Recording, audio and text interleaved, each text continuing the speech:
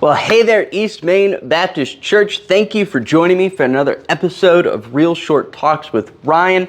Thanks for spending a little time with me today as we look at God's Word together. We're going to be in Psalm chapter 6 today, considering the question, what do I do when it feels like God isn't listening? If we're being honest, we've all been in this situation. We're going through something in life. We've got a situation, we've got a trial, we've got a struggle, and we're praying about it. And it seems like nothing is happening, right? The situation is not resolved on our timetable. And we're just like, God, are you even out there? Are you even listening? How can we respond in this moment? What should we do?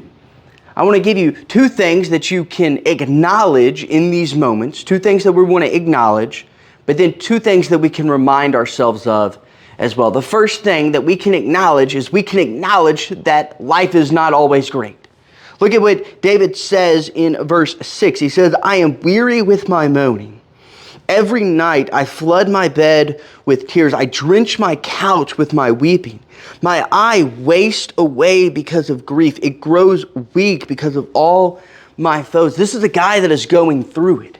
This is a guy whose situation is not good. He says he's constantly weeping because of what is going on in his life. And hey, maybe you're going through something and you feel like you've just got to hold it all together and you can't even acknowledge that things aren't great. I'm giving you permission. Acknowledge that things are not great.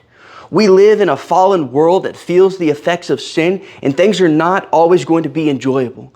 Things are going to happen to us that go against our plan, that harm us, that seem terrible.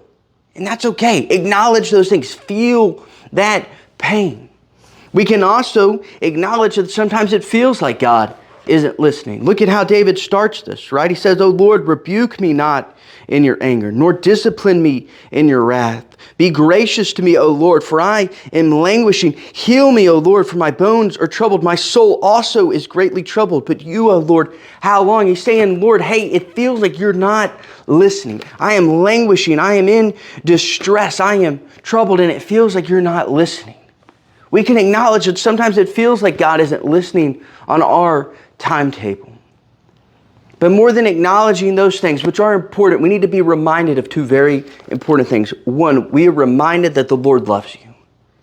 Let me remind you, the Lord loves you. He says, turn, O Lord, deliver my life. Save me for the sake of your steadfast love. The Lord's love is steadfast. Even when it seems like everything is going wrong, even when it seems like we're in a valley, we're in this season of trial that seems like it's never going to end, the Lord's love is steadfast. He promises to never leave you nor forsake you.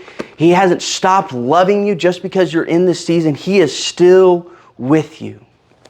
The second thing we need to remind ourselves of is that God does hear us and that God has already won the victory.